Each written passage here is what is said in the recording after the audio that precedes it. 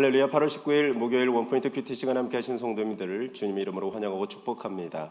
이 시간 하나님께서 주신 말씀은 출애굽기 21장 1절에서 11절까지의 말씀입니다. 구약성경 113면에 있습니다. 한 목소리를 합독하겠습니다. 내가 백성 앞에 세울 법규는 이러하니라. 내가 히브리 종을 사면 그는 6해 동안 섬길 것이요 7째 해에는 몸값을 물지 않고 나가 자유인이 될 것이며, 만일 그가 단신으로 왔으면 단신으로 나갈 것이요 장가 들었으면 그의 아내도 그와 함께 나가려니와, 만일 상전이 그에게 아내를 주어 그의 아내가 아들이나 딸을 낳았으면 그의 아내와 그의 자식들은 상전에게 속할 것이요 그는 단신으로 나갈 것이로되, 만일 종이 분명히 말하기를 내가 상전과 내 처자를 사랑하니 나가서 자유인이 되지 않겠노라 하면, 상전이 그를 데리고 재판장에게로 갈 것이요 또 그를 문이나 문설주 앞으로 데리고 가서 그것에다가 송곳으로 그의 귀를 뚫을 것이라. 그는 종신토록 그 상전을 섬기리라.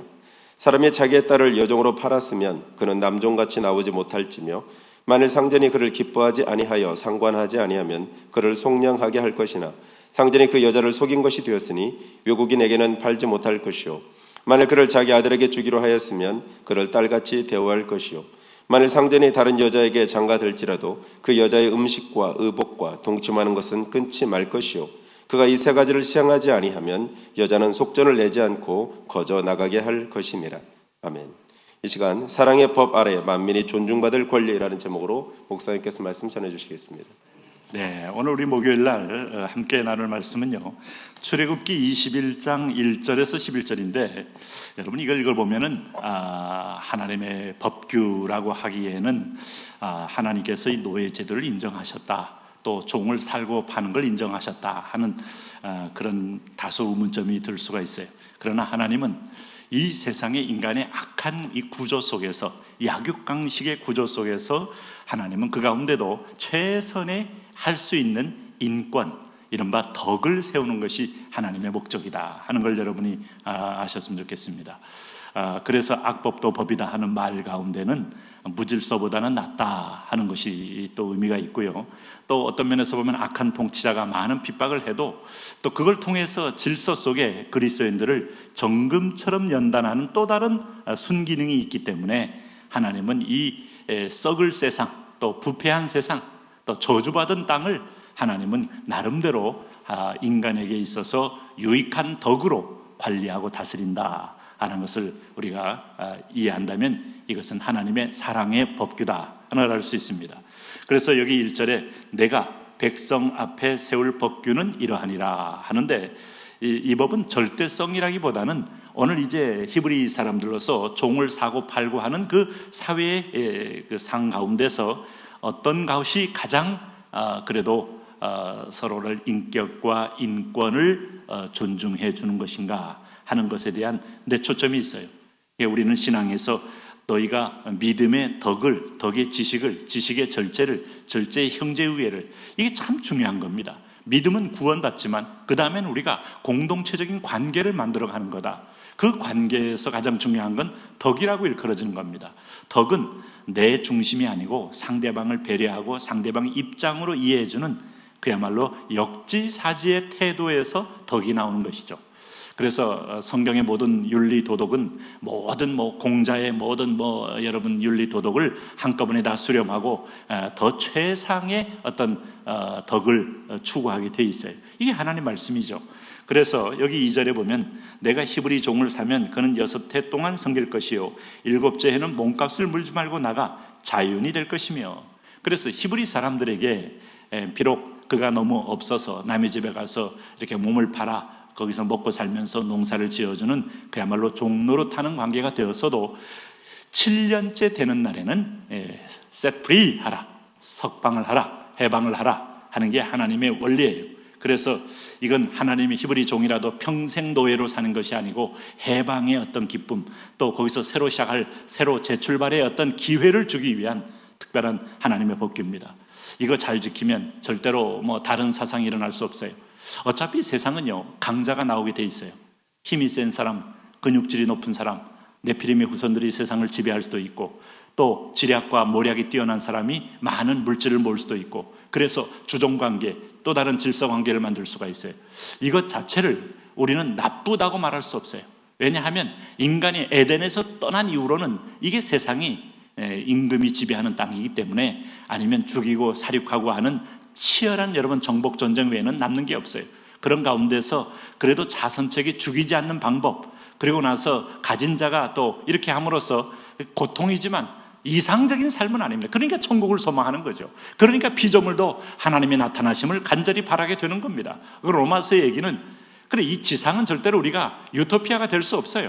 그렇지만은 이 가운데서 어떻게 오늘 없는 사람, 또 종된 사람을 풀어주느냐, 해방시키느냐에 따라서 이게 최선의 어떤 면에서 재출발의 기회를 줌으로써 그에게도 또 다른 희망을 주는데, 성경은 그런 대목에서 오늘 너희가 이 일곱째 해는 몸값을 물지 말고 나가 자유인이 될 것이며, 이 약속을 한 거예요. 그래서 만일 그가 단신으로 왔으면 단신으로 나갈 것이요, 장가 들었으면 그의 아내도 그와 함께 나가려니와. 자, 여기서 이제 실제적인 내용 속에서 4절에 만일 상전이 그에게 아내를 주어 그의 아내가 아들이나 딸을 낳았으면 그의 아내와 그의 자식들은 상전에게 속할 것이요, 그는 단신으로 나갈 것이로되. 재미있죠?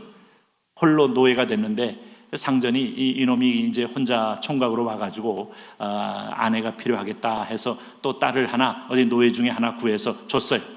근데 여전히 그 노예는 주인의 소유라 이 말입니다. 그래서 네가 7년 만에 나가게 될 때는 너 홀로 나간다 그래요. 근데 그 사이에 자식이 있어요. 그럴 때 선택권을 준 거예요.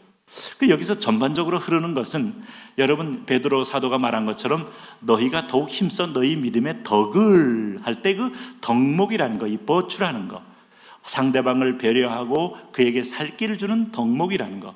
그래서 여기 이제 단신으로 나가기가, 이제 자녀가 있고 아내가 있는데 정이 들었으면 오늘 사랑하여 자유인이 되지 않겠다 그러면 6절에 보니까 상전이 그를 데리고 재판장, 이 제사장에게로 가서 그를 문이나 문설주 앞으로 데리고 와서 그것에다 송곳으로 그 길을 뚫을 것이라. 그는 종신토록 그 상전을 섬기리라. 그래서 한 가족이 되어 주인을 섬기면서 주인이 주는 어떤 소출을 받아 먹으면서 그냥 가족끼리 살겠다 그러면 그렇게 허용해 준 겁니다. 자, 이 사람들이 자유인이 돼서 나간다고 해서 소작이 없으면 사실은 유리하는, 방어하는 자가 돼요. 예수님 당시에도 이런 사람 많았어요. 차라리 소작을 하면서 주인 밑에서 먹고 사는 생존권이 보장되는 게 훨씬 나아요. 이것을 보면 이럴 수가 있나 혹시 오해할지 모르지만, 당시에 다 과점 체제, 또 소수가 대규모의 땅을 차지하는 체제. 여러분 중세 봉건제도가 그거 아닙니까? 영주가 다 차지한 거죠. 영주 한 사람을 위해서 대부분의 사람들이 영주를 위해서 봉사하는 거 아니에요? 기사단들은 그를 지켜주는 사람들 아니에요? 오늘 인생은 그런 겁니다. 그런 거기 때문에 완전한 평등은 천국밖에 없어요. 거기는 가난한 자나 부자나 명예 있는 자나 배운 자나 못 배운 자나 아니면 진골이나 성골이나 모두 다 들어가서 그리스도가 머리가 되어 하나의 지체가 된 것, 이걸 그림자처럼 구현한 데가 교회입니다. 교회, 야고보서가 말할 때 교회에 들어오는 모든 사람들은 그의 입은 옷으로 판단하지 말고 그의 장식과 그의 목걸이와 그가 얼마나 부유한 외모를 가지고 그를 대접하지 말고 이리로 앞으로 오셔서 중앙의 VIP석으로 오셔서 이런 짓 하지 말아라. 모든 성도들은 그리스도 안에서 지체니라 하는 개념이, 이게 교회 안에서 교회의 확장과 교회의 완성이 천국인 겁니다.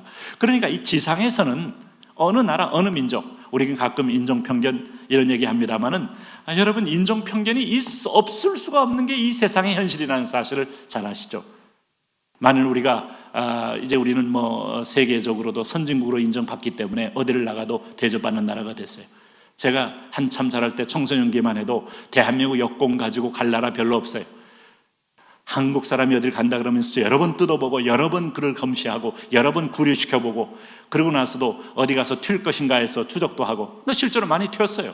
선진국에 가서 저 행방불명되어 사라지고 불법 체류자가 되고.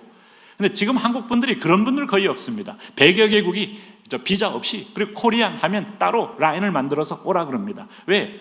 우리나라가 이미 살기가 좋고 다른 나라 굳이 가서 우리가 빌붙을 이유가 없다는 걸 알기 때문에 민도도 높아졌고 이게 선진국이에요. 오늘 그렇기 때문에 중국 공안들도 조선족 대하는 거와 북한 사람 대하는 거와 한국 사람 대하는 게 태도가 다릅니다. 같은 범죄자라도. 왜? 한국 사람들이 이웃 국가라서가 아니고 한국이 자기들보다 더 진보된 나라이기 때문에 대접이 틀려요. 그게 이제 자칫하면 이게 조선족으로 이해하게 되고 북한 사람 이야기 되면 태도가 금방 바뀝니다. 이게 현장에서 많이 들려오는 소리예요. 그러니까 이게 인종 편견, 뭐 같은 종족이라도 가진 거에 대하여, 배경에 대하여 사람 편견 안 가질 수 없잖아요. 네? 그래서 나그네와 고아와 과부를 선대할 때 하나님이 그 손길을 보고 긍휼과 은혜를 더 베풀어 주신다 하는 은혜를 하는 거예요. 그래서 우리는 누구냐 하면 오늘 그리스도인들, 히브리 백성은 누구냐? 히브리 사람들 종은 누구냐? 우리는 베드로전서 2장 9절을 한 번 더 여기서 적용해 볼 필요가 있어요. 너희를 어두운 데서 불러내어 그의 기이한 빛에 들어가게 하신 이의 아름다운 덕을 선포하게 하려 하심이라. 우리는 하나님의 덕, 하나님의 말씀은 없는 사람, 소장농, 가족 자체를 다 생존권을 보장하며 그들의 나름의 행복을 보장하신다. 그래서 하나님은 그 덕을 가지고 오늘 우리 관계를 맺기를 원하시는 거예요. 그래서 우리가 이런 부분에서 없는 사람 박대하고 고아와 과부와 소외된 자를 박대할 때 하나님의 긍휼이 내게서 떠나는 겁니다. 그런 나라가 될 때 하나님의 긍휼이 떠나는 겁니다. 여러분, 이 중국이 마오쩌둥 때 자기가 권력을 잡으려고 문화혁명을 일으키면서 앞에 있는 학교 총장들, 선생님들, 가진 지주들 다 홍위병들 불러일으켜서 그들을 때리고 이 폐륜 행위를 했는데 그 폐륜 행위 자체가 얼마나 하나님 앞에 혐오와 증오를 불러일으켜요. 마오쩌둥이 그렇게 해서 그 나라를 강성되고 삼았어요?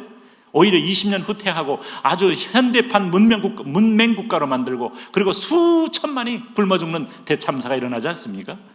이게 다 하나님의 질서와 어른을 공경하고 이웃을 존중하고 가진 자 물론 모든 사람들에 대해서 덕을 세울 때 축복이 있는 겁니다. 오늘도 그 하나님의 법의 원리를 잘 기억해서 우리도 하나님의 은혜를 따라 덕을 세우는 분 되시기 바랍니다. 하나님 아버지, 오늘도 하나님 믿음의 덕을, 덕의 지식을, 지식의 절제를, 절제의 형제 우애를 하나님 구했던 성령의 사람 베드로, 성령의 말씀, 우리가 그 말씀처럼 이 땅에 있는 동안에도 공동체를 더불어 함께 세워가는 그런 덕목을 가진 참다운 사랑의 사람 되게 하여 주옵소서. 예수님 이름으로 기도합니다. 아멘.